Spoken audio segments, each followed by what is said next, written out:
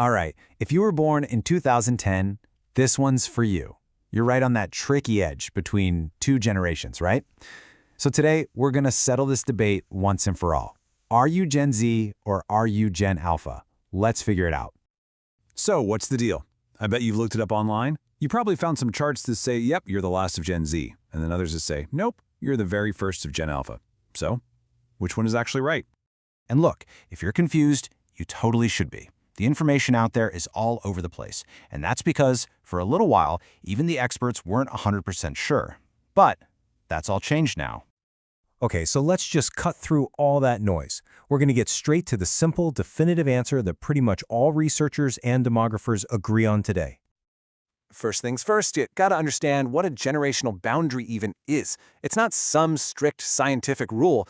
It's more like a line that researchers draw based on huge social and tech changes. Massive cultural shifts, like the invention of the internet. Or, in this case, the moment the world went fully digital. So, keeping that in mind, what about the 2010 kids? Are you Gen Alpha? Yes, simple as that. The answer, based on today's consensus, is a big, clear yes. And that's the key takeaway here. The most widely accepted view today, for sure, is that 2010 is the very first year of Generation Alpha. Now, yeah, there was some debate before, but today, it's pretty much a settled thing. The big question, of course, is why? Well, it really all boils down to one huge difference. You can think of it like this. Gen Z were the digital pioneers, and Gen Alpha, well, you guys are the digital natives. Let's break down what that actually means. Just look at this comparison. It makes it so clear. Gen Z, the pioneers, they actually remember a time before smartphones were glued to everyone's hands. They saw the whole world shift to mobile internet. They were on those super early versions of social media. They lived through that change. But you, Gen Alpha, the natives, totally different story. You were born into a world that already had tablets in the classroom, where YouTube wasn't just an option, it was the main event for entertainment, where AI-driven apps were just apps. You don't have a memory of the change, because for you, this was the baseline. It was just normal. There's this quote from the research that just hits the nail on the head. It says, "You didn't watch the world become digital. You entered a world that was already digital." I mean, that's it right there. Perfect. All right, so if it's so clear-cut now, that brings up a really good question. Why was there ever a debate to begin with? Let's solve that little mystery. Right? This is where all the confusion comes from.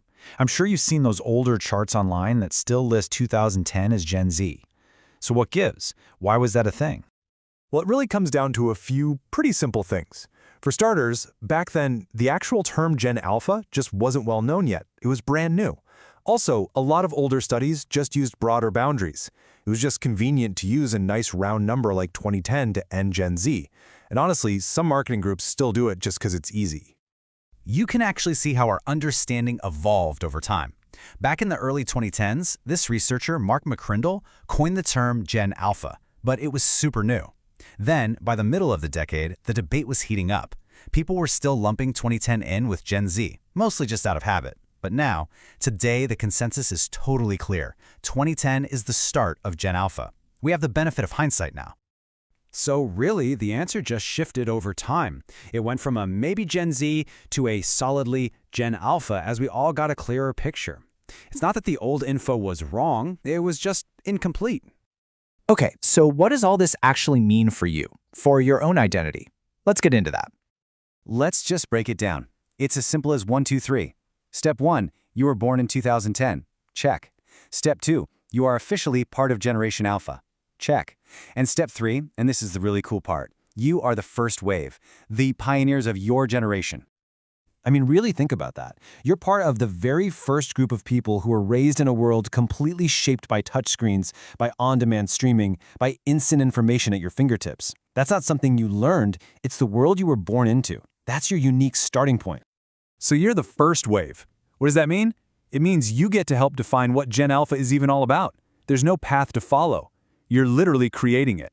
So that leaves just one question, really.